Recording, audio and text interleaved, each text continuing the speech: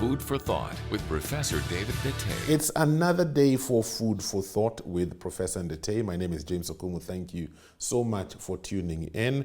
We continue with a topic we began several weeks ago. Very interesting conversation on burnout and mental health and the connection between the two. Burnout is something that quite a number of people are going through without even realizing what they're going through because we are so busy with the works that we do. We want to be super achievers, but in the midst of that, there are some signs we should not be ignoring. So let's go back to the conversation where we left it off last week. Professor, talk to us about rest. Mm-hmm. What's the importance of rest in this conversation? Because I find that it is something we neglect. So zingine tunasema, we are here, we will work, tutapumzikia binguni. Yes, that's what we say. It is a cultural thing, and I'll tell you why it is cultural. Yeah. Here, we work and work and work, and when we get our annual leave, yes, yeah, you just want to go and do something different. Yes. Yeah. But having to take time off and go and rest is not so much part of our culture. But then you go to the Western countries, when they talk about a holiday, is a holiday. It's a proper holiday. They will not bother to read emails. Yeah. They will not bother to do anything. They just want to go and take it very easy. Some of them want to come here, or they maybe just go to they go to the mountains. They go to a different environment. They go to a totally different environment. Yeah. And just cool it out and relax. And it has been shown that when you take a rest, then your productivity increases. Yes. What tips can you give us on how to avoid finding ourselves in that place of burnout? What must we do? Watch out. Watch out for the simple symptom that I mentioned. Are you beginning to find that you are sort of feeling a little bit anxious more than usual? Are you beginning to find to see that you are not as productive as you used to be? Are you more forgetful than usual? Are you irritable? I think irritability is something that we must look for. Irritability and irritability. You can always know when your boss is and that, so it's very snappy. Yes. Yeah. Yes. Yes. And or even your workers sometimes they can start. You wonder, now Leo. Yeah. You can always see if you can also recognize if you see it, other people see it. But it's very important for you, as we have been talking all the time. Your biggest strength is knowledge. That is your biggest defense. Yes. That when I see this, I could be moving this direction. And if I'm moving this direction, it's not only bad for my mental health, it's bad for my physical health. Yeah. And the question is, do I continue like this and stop? Or do I modify my way of doing things? Or do I modify the style of achieving my objectives in a way that does not adversely affect my mental and the physical health? Yes. Yeah. Are there environments that fuel this? Yes. The environments that fuel this is, say if you are working in an environment, say in an office situation like this, and there is somebody who is not so well, there is so much work to be done, there are so many deadlines to be done, there are very few of you in the office, like happened during the time of COVID. Of COVID, yes. The pressure to achieve much by fewer people increases. I have data here to the effect that the school environment is adversely or one way or other related to mental health of the students. Oh. Yes, if the school, if the children perceive the environment as not being friendly, and the environment could be from the teachers, Yeah. could be the children themselves. If they perceive that kind of an environment is not, It's not friendly, friendly. Yeah. that can be a big stress to what is happening. What about issues to do with diet? Because sometimes I find in this stressful environment, sometimes we work, we're under so much pressure, and you find that sometimes you don't even have time to eat, or you don't eat healthy because you're always on the run, you're always moving, you're always trying to achieve something. Yes. And so your diet is wanting. What would you say? I concerning think that? the evidence is so overwhelming that diet is very important for our health. Yeah. And what we eat may be as a result of what we can afford. Maybe it is also what we think is delicious. Yes. Yeah. And I don't want to mention certain food styles, these quick foods and things like that. Yes. But it has been shown that those are not healthy. And because we are very busy, we want to grab something that is Convenient. convenient for the time.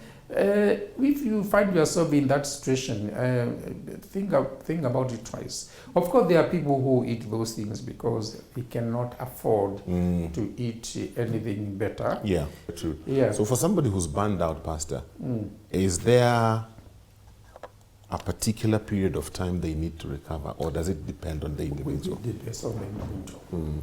It depends. We are so different. Some people will take a long time to recover. Some people will take a very short time to recover. Maybe all they need is some rest. Yeah. Maybe for a very short time. We are very different. And this is why I keep on saying, don't compare yourself To with somebody anyone else. Yeah. Compare yourself with yourself. Yeah. Very true. Yes. I remember my sister, my younger sister, went through a burnout, like maybe 2 years. Yes. 2 years ago. You know, and she was telling me, take care of yourself. You don't want to go through a burnout. It's not a very pretty thing. Absolutely. But the thing I thank God for is that she had, her employer is very informed about such issues. So even by the time she was feeling she's ready to go to work, her employer told her, no, stay home for another month. Yes. Yeah, stay home for another month, recover fully. We'll give you a few projects to handle from home, but you need to take care of your mental health. I have seen employers who say, please, we know this person. When they are okay, they are fantastic workers. Yeah. Do whatever you can. We will support them as much as possible. Let them go and rest, and we initiate them into work by gradually. There are employers who are doing that. And do you know why? I think it's because they are informed. They're informed. They know. They're They know. informed. One time I had some people coming to see me about one of their patients, actually an employer. And they told me, and they tape, this is my best work. Yeah. And when they are okay, it was when she was okay, she outperformed everybody. Yeah. But I have also known that she outperforms everybody, but the time comes when she reaches a stage and she goes down. Please help her to get back. I'm not going to serve. You get those kind of employers. Yeah. They are there. Okay. But why do they do that? They understand. They understand. They're They informed. understand. Therefore, awareness. Okay. Yes. For those employers who don't understand, because sometimes when it comes to issues to do with our mental health, Yes.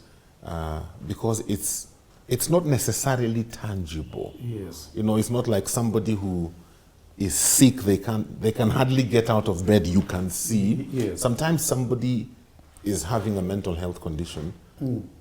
they're still functioning in a sense. Yes. But because of that, we assume they are okay. Yes. So if somebody's at that point where you feel like I'm burning out, but my employer doesn't seem to understand, is there a way they can actually get that diagnosed so that the employer can know that this is actually a real issue? I spend a lot of time doing that. Oh. I spend a lot of time doing that. And I'm sure other people, counseling psychologists, and other psychiatrists, doctors, spend a lot of time trying to communicate in the most polite way that this person is going through this, and you can list down the symptoms. Yes. And they are going through this because of ABCD. And the employers say, oh, so this is what has been, sorry, I didn't know. Why did they tell me? I spend a lot of time, by the way, trying to tell employers that letter of resignation that was written to you by so and so, ignore it. Don't defect it. I spend a lot of time doing that. Oh. Yes, because people come here, they are very stressed, they are anxious, they are depressed, and their performance is going down. Maybe they have been snapping at and you don't snap at you don't shout at your boss. Because it's not good. It's not good. But those people, they don't know that. So, and then somebody said, I'm not going to die because of your job. End your resignation. I've seen that. I have seen that. End your resignation. And you come and talk to them together with the relatives.